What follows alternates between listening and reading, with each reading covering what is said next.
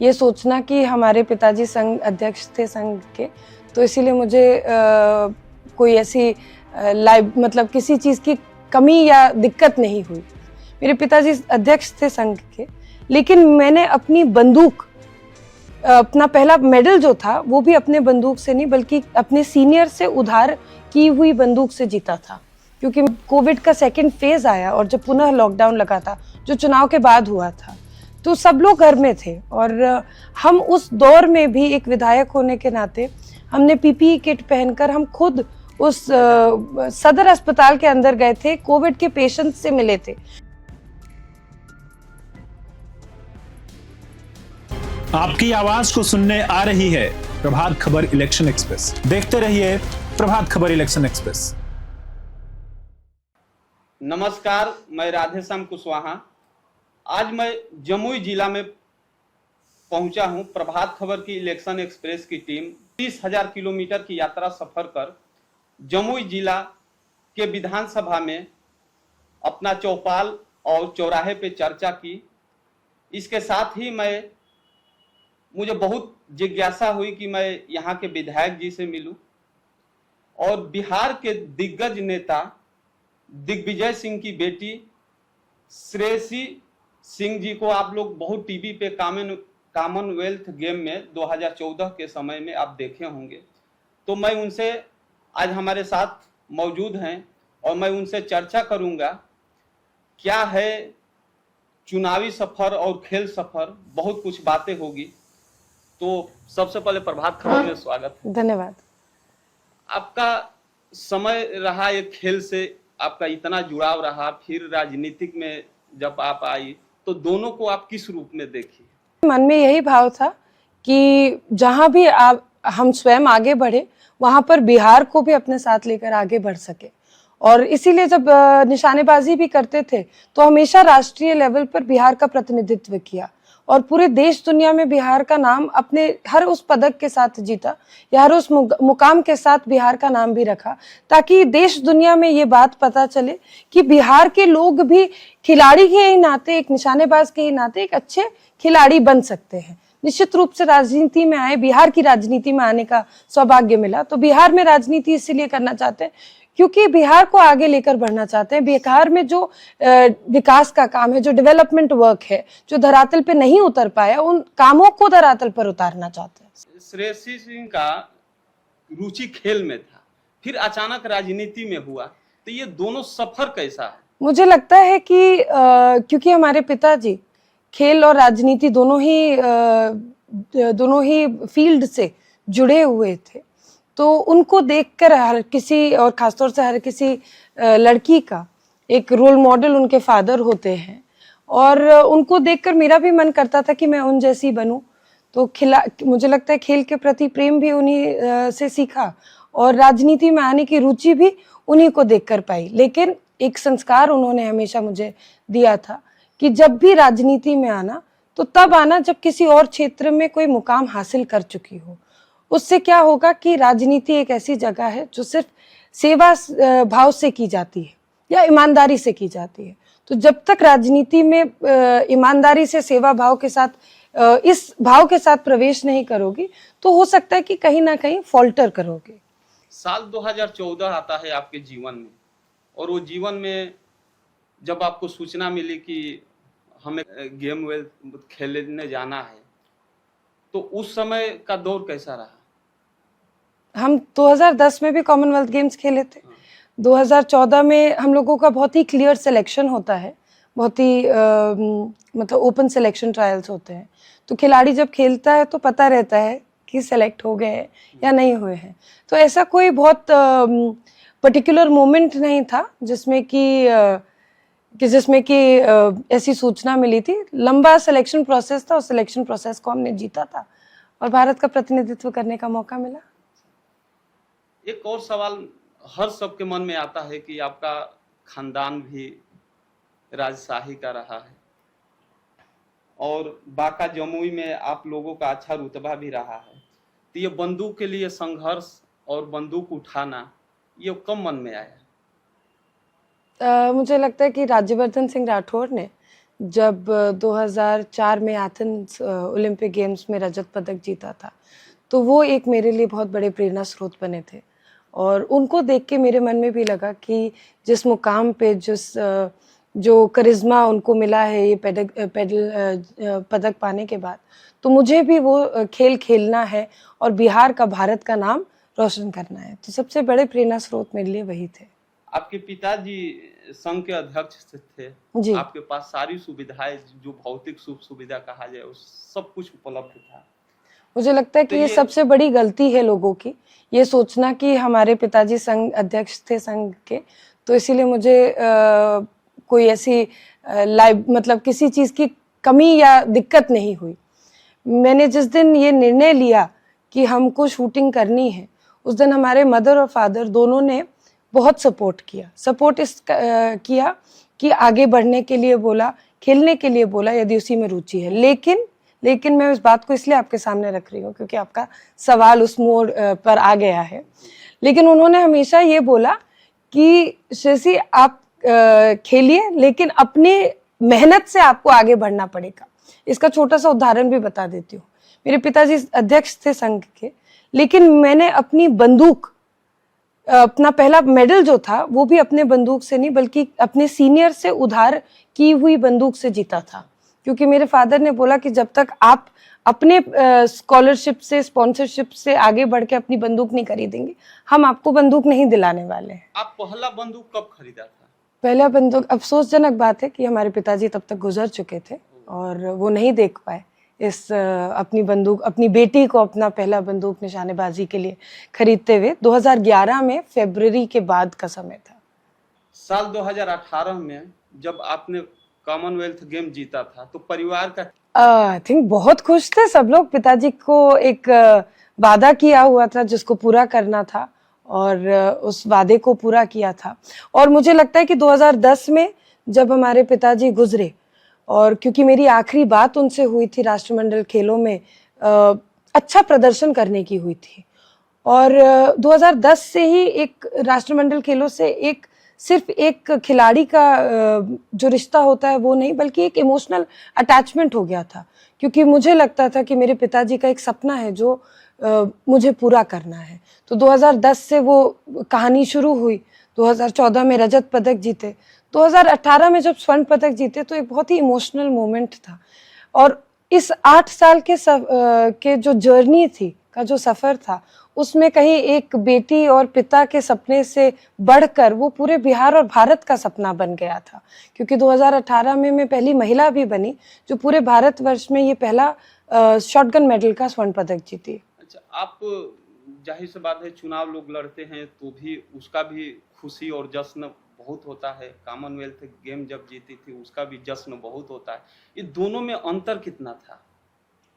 जब आप विधायक बनी जी, उसका भी एक सूचना मिला होगा, और जब कॉमनवेल्थ गेम जीती होंगी तो आपके सामने होगा। ये तो चुनाव वाला तो सामने मुझे नहीं लगता कि मैंने कभी भी तुलना की दोनों में। दोनों में बहुत एक कॉमनवेल्थ गेम्स में जरूर जीतने के बाद एक भरोसा था कि मैंने खुद अपनी मेहनत से ये मुकाम पाया है या ये पदक जीता है। और जब जमुई में 2020 में चुनाव जीते तो खुशी इस बात की थी कि मेरी मेहनत को जमुई के लोगों ने चुना है। तो दोनों की खुशी बराबर थी, लेकिन अंतर मुझे लगता है कि यही था। वो था कि वो रिजल्ट आपके सामने था, मतलब आपने जीत गए और पता चला होगा जी। और ये किसी ने सूचना दिया होगा? नहीं, हम काउंटिंग हॉल में खुद थे। अच्छा। क्योंकि हमको देखने का शौक भी था और पहली बार चुनाव लड़ रहे थे, तो निश्चित रूप से वो एक्साइटमेंट थी और अच्छा लग रहा था। माहौल तो बहुत ही खुशनुमा था। अब आपका 5 साल भी निकलने जा रहा है जी। चुनावी वर्ष भी है, नवंबर से पहले चुनाव होना है, तो अपने जनता के लिए काफी आपने काम भी किया है। हमको कई चौराहे पे जाके हमने चर्चा किया, प्रभात खबर इलेक्शन एक्सप्रेस ने चौपाल लगाया, वहां भी लोगों ने बताया कुछ समस्या। आपने ये कौन से काम है जो आपका मन में चल रहा था कि जिस दिन मुझे मौका मिलेगा तो वो मैं काम करूंगी, और आप कर दिखाया? बिल्कुल सही बोल रहे हैं। जैसे जब आपने बताया कि मैं स्पोर्ट्स की फील्ड से आई, तो जब भी कोई खिलाड़ी होता है तो वो बहुत ही पैशनेट होता है, तभी खेल में आगे बढ़ पाता है। तो वही पैशन के साथ हम राजनीति में भी आए। जब चुनाव लड़े तो बहुत से ऐसे विषय थे, मुद्दे थे जिनको मेरे सामने रखा गया और हमने पब्लिक को वादा किया था कि हम करके दिखाएंगे। और उस वक्त भी कहीं ना कहीं पब्लिक के मन में रहता था कि दीदी बोलते तो सब लोग हैं लेकिन किया आज तक कोई नहीं। तो उसमें सबसे प्रसिद्ध मांग जो लोगों की थी, जो मैंने सबसे पहले किया भी, वो सिकरिया पुल की थी। और मुझे लगता है कई दशक से बहुत बुजुर्ग लोग थे जो उसके ऊपर आंदोलन कर रहे थे कि वहां पर पुल बनना चाहिए और शहर को बढ़ने की जगह भी उस पुल के माध्यम से मिलेगी। एक वैकल्पिक रास्ता, बाईपास जिसको हम कहते हैं, एक वो भी तैयार होगा। तो उस पुल की बहुत ज़रूरत थी और हमने केंद्र सरकार तक उसकी मांग रखी। एक लंबी लड़ाई थी, उस लड़ाई को लड़के जीत हासिल की। आज वो पुल बन के हमारे बीच में खड़ा है। वैसे ही साथ साथ चौरा का जो पुल था, जो ठेगुआ का जो पुल था, उसको भी वहाँ के लोगों का उतना ही डिमांड था कि वो भी बनना चाहिए और वो भी पुल का आज शिलान्यास हो गया है, काम चालू है। अब हम लोग जिस पार्टी से आते हैं, अपनी सांस्कृतिक धरोहर को मजबूत करने की एक मन में ललक भी रहती है और पार्टी की आइडियोलॉजी के साथ भी आगे बढ़ते हैं। जहां एक तरफ भारतीय जनता पार्टी के मैनिफेस्टो ने कहा कि हम रामलला का मंदिर बनाएंगे और रामलला का मंदिर आज बना भी। उसी सोच को आगे बढ़ाते हुए यहाँ पे एक पत्नेश्वर धाम मंदिर है जो बहुत सालों से वहाँ पे कोई बड़ा प्रोजेक्ट या जीर्णोद्धार का या अपग्रेडेशन का कोई काम नहीं हुआ था। आज खुशी इस बात की है कि महादेव के मंदिर के लिए 8.5 करोड़ का फंड लेकर हम लोग जमुई में काम करवा रहे हैं और मैं एक माध्यम बन पाई जो जमुई के लोग, सभी लोग चाहते थे कि वहाँ पर एक अच्छा भव्य मंदिर का निर्माण हो। उस काम को हम आगे बढ़ा पाए। तो इस तरह की बहुत सी चीज़ें थी। और आपको ये भी पता है कि 2005 या 2006 में माननीय नीतीश कुमार जी जमुई आए थे और उस वक्त उन्होंने अनाउंस किया था जमुई में कि जमुई में एक महिला राजकीय डिग्री कॉलेज होना चाहिए। और उस राजकीय महिला डिग्री कॉलेज, अब आप खुद समझ सकते हैं कि माननीय मुख्यमंत्री जी के का कहा हुआ और मतलब हर एक प्रतिनिधि तो पीछे चल देता है उसके कि जल्दी से जल्दी इस कॉलेज को या इस काम को हम धरातल पे उतारें।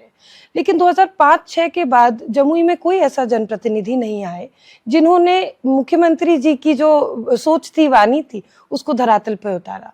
लेकिन प्रगति यात्रा के दौरान जो इस साल हुआ उसमें हम लोगों ने कॉलेज बनवाया भी, मुख्यमंत्री जी से उद्घाटन भी कराया और आज की डेट में उस कॉलेज की एडमिशन प्रक्रिया भी पूरी कर चुके हैं। तो इस तरह की बहुत सी ऐसी चीज़ें हैं जो बहुत टाइम से पेंडिंग थी और एक जो हमने कहा कि एक पैशन के साथ उन चीज़ों के धरातल पे उतारने का हमने काम किया।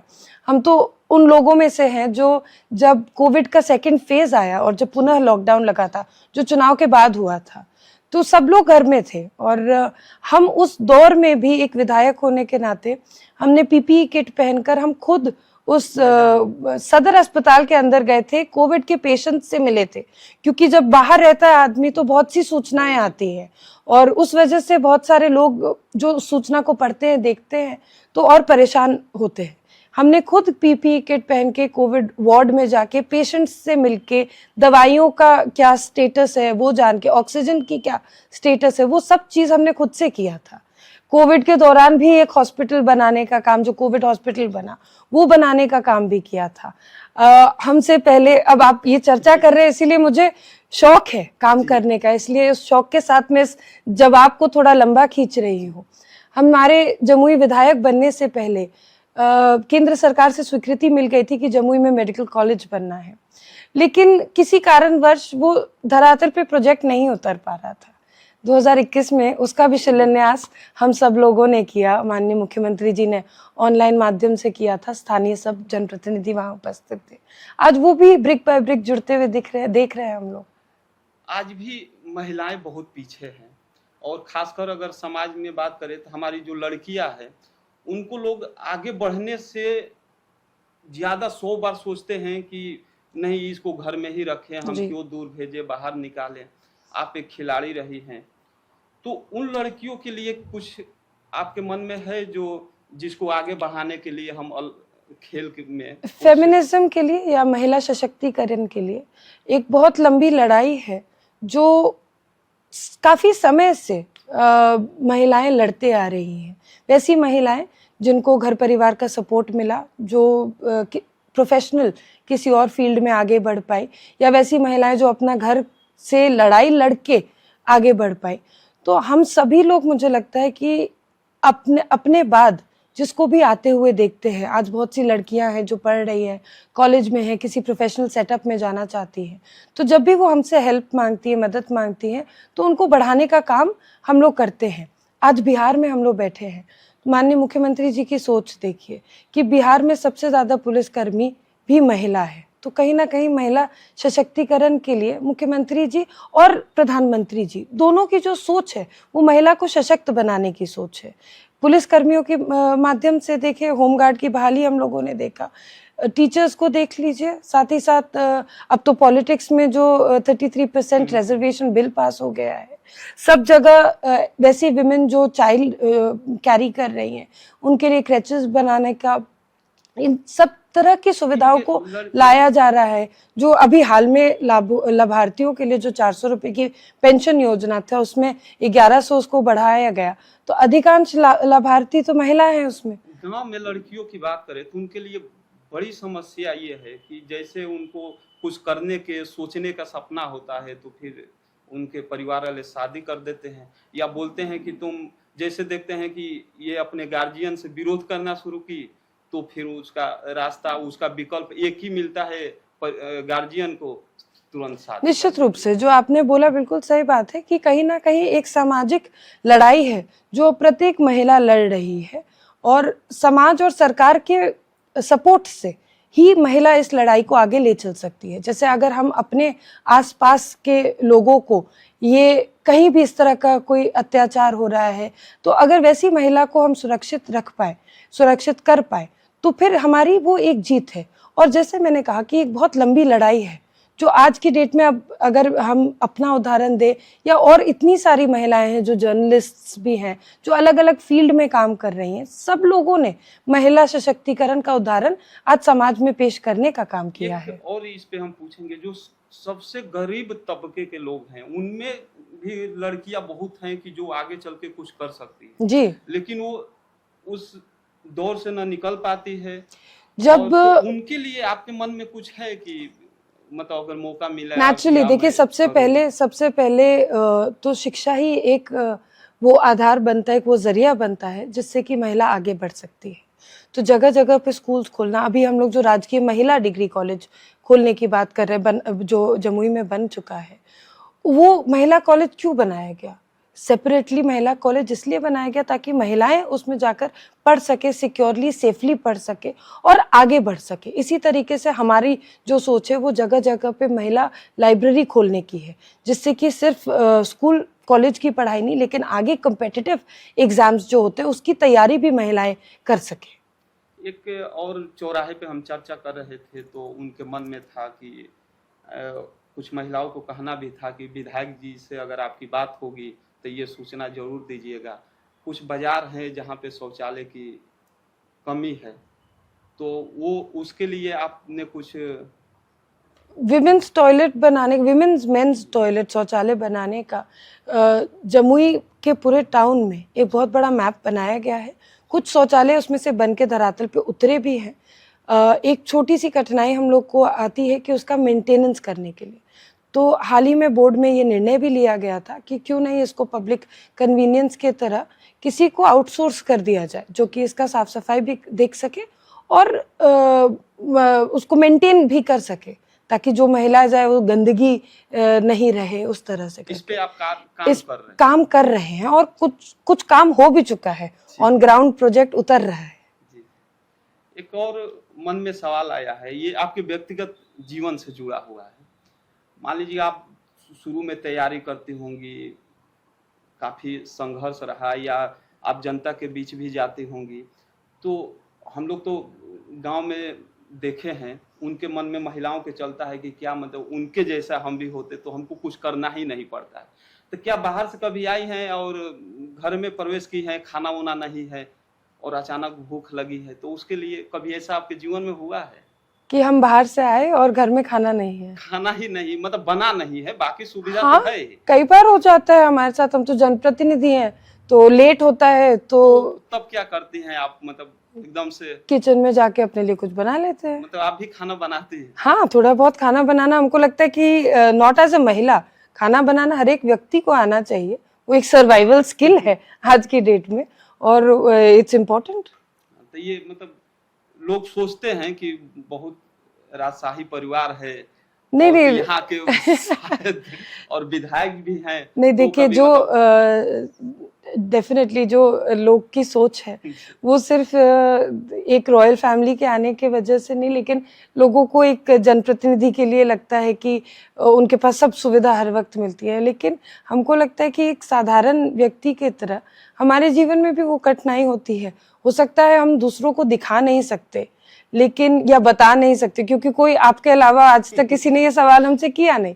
लेकिन आप कर रहे हैं तो बता दे कि जो जो प्रॉब्लम्स, जो घरेलू प्रॉब्लम होती है, वो तो सबकी घर में आता है। इस तरह की छोटी छोटी समस्याएं, और सामना भी करना पड़ता है। देखे हैं मतलब कि घरों में झगड़ा करते हुए कि अचानक कहीं जाना हुआ और पता चला कि साबुन नहीं है, हाँ। और फिर पति पत्नी आपस में लड़ गए। तो उनको लगता है कि मतलब राजशाही परिवार होता, खूब नौकरी करते, और चाहे उनके मन में ये भी महिलाएं होगा कि आप विधायक हैं, तो शायद आपके जीवन में ऐसा कुछ नहीं आता होगा। आप जैसे मांगती होंगी कि खाना चाहिए तो बना बनाया मिल जाता होगा, मतलब सब कुछ एकदम आर्डर पे होता होगा। नहीं तो नहीं, क्या आपके जीवन में भी ऐसा होता है? हाँ, कभी निश्चित रूप से। कुछ मतलब सब कुछ रहते हुए कभी ऐसा हुआ कि नहीं है? मतलब ये तो बहुत एवरीडे प्रॉब्लम्स जो हैं, जो छोटी प्रॉब्लम्स हैं, सबको इनका सामना करना पड़ता है। और ये भी देखिए, आप सोचिए, अगर राजनीति की भी बात करें तो हम लोग परिवार की बात कर रहे हैं। लोगों के मन में रहता है, आपने भी शुरुआत में इंट्रोडक्शन में बोला कि दिग्विजय सिंह की बेटी, तो बहुत खुशी बहुत होती है। पापा का इतना बड़ा नाम था, इतना बड़ा व्यक्तित्व था, उस नाम को आज भी हमारे माध्यम से जिंदा रखा जाता है, लोग उनको याद करते हैं, तो अच्छा बहुत लगता है। लेकिन हमने भी देखा है कि बहुत से पॉलिटिशियंस, राजनेता ऐसे होते हैं जो अपने बच्चों को या अपने घर परिवार के सदस्यों को जब राजनीति में लाते हैं तो उनका हाथ पकड़ के उनको मंच पे खड़ा कर देते हैं कि आज से ये हमारा उत्तराधिकारी है। हम राजनीति में आए और एक राजनीतिक परिवार से आए, लेकिन हमारे पिताजी के गुजर जाने के 10 साल हो गए थे जब हम राजनीति में आए, तो हमको वो पिताजी का साथ नहीं मिला, या आशीर्वाद जरूर आज जहाँ भी होंगे देख रहे होंगे, दे रहे होंगे, लेकिन वो कभी नहीं हमारे साथ हुआ कि परिवार के नाते हाथ पकड़ के किसी ने खड़ा कर दिया और बोला कि हम उत्तराधिकारी हैं। हमको तो एक अपना लंबा संघर्ष था जिसको झेलना पड़ा, जो करना पड़ा, उसके बाद इस मुकाम पर आए। देखने में बहुत अच्छा लगता है कि मतलब विधायक का जीवन, और बड़े राजशाही घराने में रहने वाले लोग भी बहुत मतलब बड़े होंगे। तो मुझे लगता है कि सबका अपना अपना संघर्ष होता है। आप हमेशा देखते हैं कि जनता के बीच रहती हैं, रात को निकलना, दिन में निकलना, तो ये कितना संघर्ष होगा आपको, मतलब अंदर आप महसूस करती होंगी। नेचुरली संघर्ष है, लेकिन संघर्ष के साथ कभी कभी ऐसा होता है कि एकदम नींद आ रहा है, फिर सोने को भी नहीं मिला हो। हाँ, बहुत बार ऐसा होता है कि अब कोई सुबह मिलने आ गया 6 बजे, 7 बजे मिलने आ गया। हम चुनाव से कार्यक्रम खत्म करके ही रात में 3-4 बजे जब निमंत्रण पुराना होता है, तो फिर तो उतना लेट हो ही जाता है, और तो कैसे नींद पूरी होगी, नहीं हो पाती है कई बार नींद। ये सही बात है कि जितना बड़ा संघर्ष, उतने मतलब जितना बाहर से दिखने में लगता है उतना ही बड़ा संघर्ष। हाँ, मुझे लगता है कि कभी भी जीवन एक सामान्य रूप से नहीं चलता। बाहर से जो लोग, अब ये हर पब्लिक सर्वेंट के लिए या वो व्यक्ति जो पब्लिक लाइफ में है, सबके लिए लागू होता है कि बाहर से जो चकाचौंध हम लोग देखते हैं वो असलियत नहीं होती है। व्यक्तिगत जीवन में संघर्ष सबका अपना अपना है, और संघर्ष के साथ साथ मेहनत भी है। एंड मेरा पूरा विश्वास है, बहुत लोग हैं जो दूर से चीज़ों को देखते हैं और बोलते हैं कि अरे ये बहुत लकी है, तब जाकर ये जीत गई, या ये इनको ये मुकाम मिला है, तो ये बहुत लकी है। I truly believe that luck comes to those who work hard. जिसने मेहनत की है वही लकी कहलाता है। मैं एक और सवाल करूंगा, थोड़ा सा जानने की इच्छा हमें भी हो रही है। आपके जीवन में वो पल कब था और कि मतलब कि जो आज भी याद करके आप मतलब दुखद और कि मुझे मतलब आज भी याद करके और इमोशनल हो जाते मुझे होंगे लगता है और कि एक लड़की के जीवन से उसके पिता का चले जाना सबसे बड़ा दुख है, जिस दुख को लोग कहते हैं कि समय टाइम हील्स, और मुझे नहीं लगता कि टाइम हील करता है। आप बस उस दुख के साथ जीना सीख जाते हैं। तो मेरे पिताजी का खोना मेरे लिए आज भी सबसे बड़ा दुख हो। मुझे लगता है कि आजीवन ये चीज़ मेरे साथ, ये दुख मेरे साथ रहेगा। एक और चीज आपके जनता के लिए भी पूछेंगे, ये आपके वोटर के भी मन में ऐसा ख्याल होगा, शादी वोदी करके को लेकर के क्या आप सोच रही हैं, विधायक बन गई, जनता के बीच में है, तो कहीं उनको भी लग रहा होगा कि हमारे विधायक जी की शादी कब होगी, तो इस पे क्या कहें? I think when the right man comes along तो शादी हो जाएगी। तो जमुई की जनता को सेवा करते रहना है या बिल्कुल। जमुई की जनता से सिर्फ सेवा नहीं, लेकिन एक ऐसा उदाहरण पेश करना है कि ईमानदारी से सेवा करके दिखाना है, बिहार ही नहीं बल्कि पूरे भारत में। तो हमारे साथ जमुई विधानसभा के विधायक श्रेयसी सिंह जी से बात हुई, लंबी बात हुई और काफी आम पब्लिक और इनका जो परिवार है, इनका जो राजशाही है, तो ये देखने में लगता है, लेकिन हमारे विधायक जी जो हमारे बीच में हैं, ये हमेशा जनता की सेवा के लिए ही दिन रात सोचती हैं। शायद ये इनका ये भी कहना है, मैं देखा भी कि बहुत से बाहर लोग मिलने के लिए भी अभी लाइन में लगे हुए हैं, शायद हमारे इंटरव्यू होने की वजह से वो अभी वेट कर रहे हैं। तो इनका काम ही है यहाँ पे 3 घंटे से 4 घंटे हर दिन अपनी जनता की बातों को सुनना, और ये अपने जनता के बीच रहती हैं, जनता में जाती हैं, जनता की समस्याओं को सुनती है, बात करती हैं, उनकी समस्या का निराकरण करती है, यहीं से फोन से हो या घर जाकर के हो, लेकिन 24 घंटे में अब कितना कम सोती हैं अब यही बताती होंगी, लेकिन जनता के लिए हमेशा मिलती है, चाहे इनके दरवाजे पर कोई 11 बजे रात में आए या कोई 1 बजे रात में फोन करे, लेकिन इनका फोन उठ जाता है और उनसे बात होती है और उनकी समस्या का समाधान भी होती है, जैसे कि यहाँ की जनता ने बताया। फिर मिलेंगे, तब तक के लिए धन्यवाद। Thank you. प्रभातखबर.com